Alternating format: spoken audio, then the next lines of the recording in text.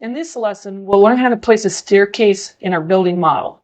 To begin, we need to zoom in where the staircase is going to be. And in this case, it's going to be inside of this space right over here. So zoom into this area so it's roughly in the center of your screen. Now, come underneath the Architecture tab, and we're going to find the stair command right above the word circulation. After selecting on the stair command, I want to point out that underneath properties here on the type selector list, it's currently a 7-inch max riser, 11-inch tread staircase. If we select on the type selector list, we'll see there's actually 3 different kinds of staircases currently loaded into this project. Now you can create your own staircases with their own set of properties, but the important thing to remember here is that this assembled staircase, each riser can only be 7 inches high, and the treads are all going to be 11 inches deep. Also, when we start to draw, we're currently on the first floor. The base level is going to be on level 1, which is the first floor level. And the staircase nose is going to go up to level 2. If the staircase should have went up to a different level, we could have selected in here and pulled off of the list a different level. But in this case, level 2 works just fine for us. Now let's start the process of drawing. We'll see that here along the options bar, there's a location line. And one of these options here is run center. But what this means is if we start drawing right now, it's going to start drawing the staircase, but it's going to be centered on the area that we draw in.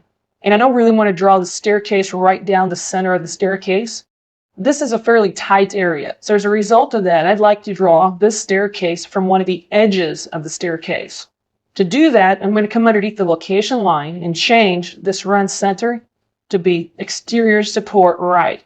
This will take us to the far right-hand side of our staircase. The actual run width, this is how wide our staircase will be. I'm just going to tell this to be a 3-foot, 6-inch wide staircase. And it will automatically insert a landing in when we draw it in.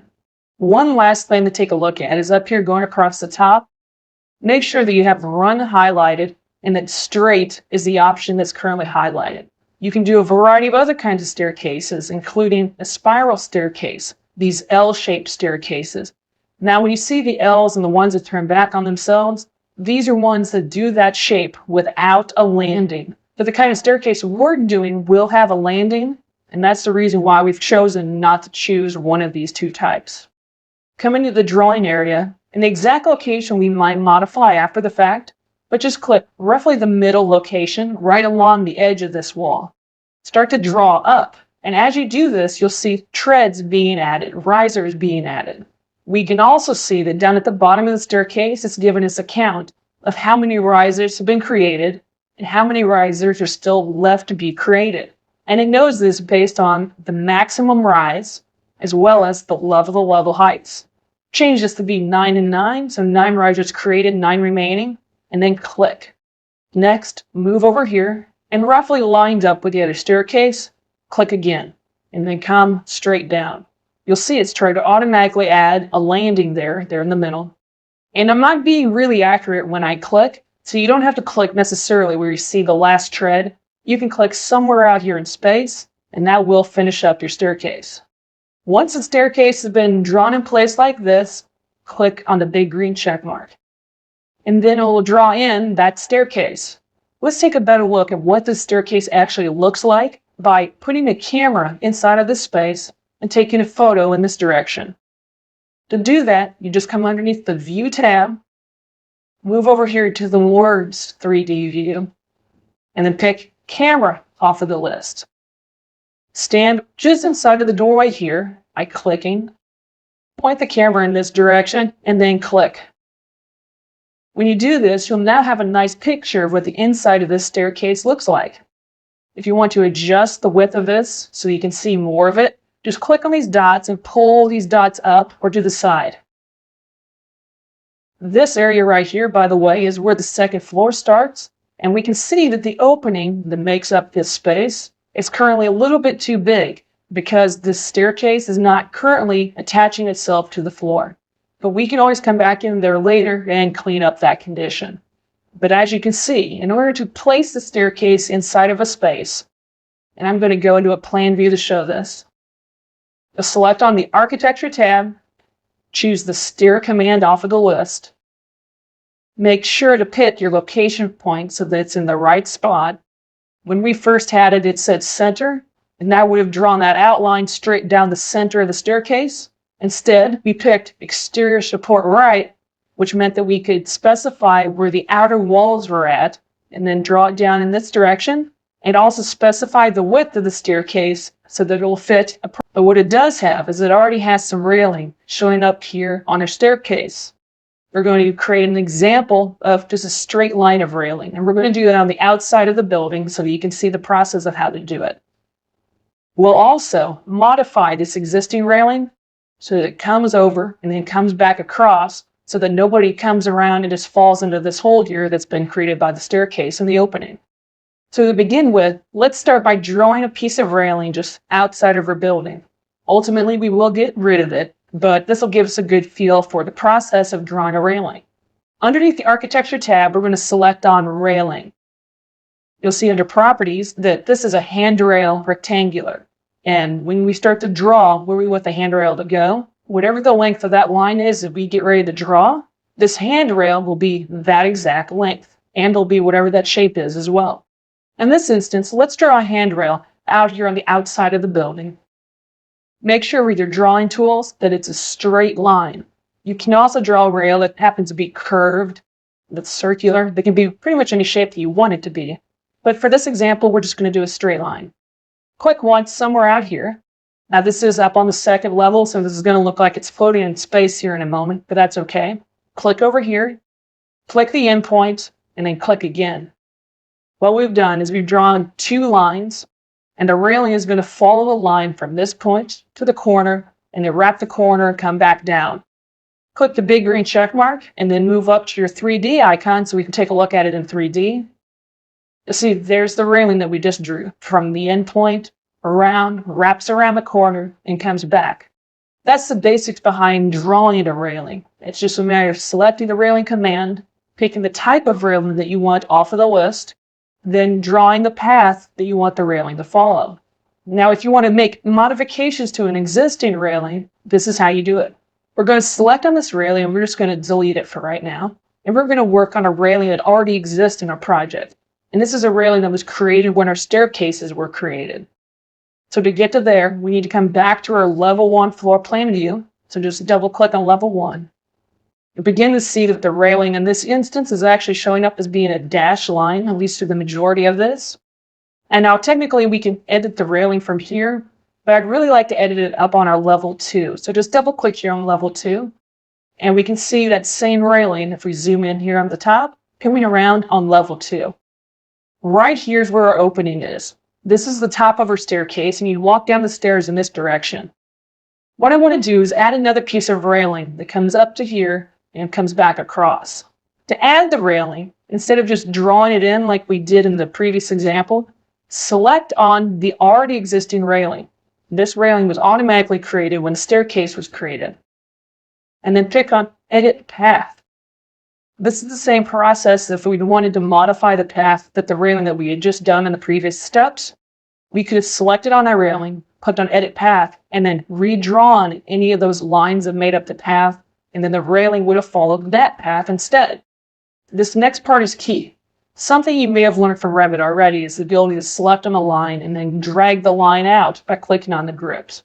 The problem is if you do that with a railing that's sloping down, like this one is, going down a staircase, it'll continue its slope on up if you drag it out in this direction. We don't want it to continue the slope. So to do that, we need to draw in another piece of line from here and draw this 4 inches down, click the endpoint of that line, and come straight over, and hit escape a couple of times to get out of that part of the command. What this has done is instead of continuing the slope that's going down the staircase, it's now going to be flat or flush in this direction and then come straight on across. If we click the big green check mark at this point, just click somewhere out in here, we can start to see that that's what's happening. We can see the shade along here as opposed to what it looks like as it's sloping down. And we can also view this by placing a camera inside of here. By coming up to View, then clicking on 3D View, and then picking on Camera. Click where we want to stand with the camera, and then use this cone and click somewhere in here, making sure that the staircase is completely inside of this cone of lines. We can see that this railing effect did go flat right at the end, and then it's moved across. If you click on this little control dot and then drag down, we can see that entire railing that we just put in. So the magic behind doing railings is either executing the railing command or selecting on the piece of railing.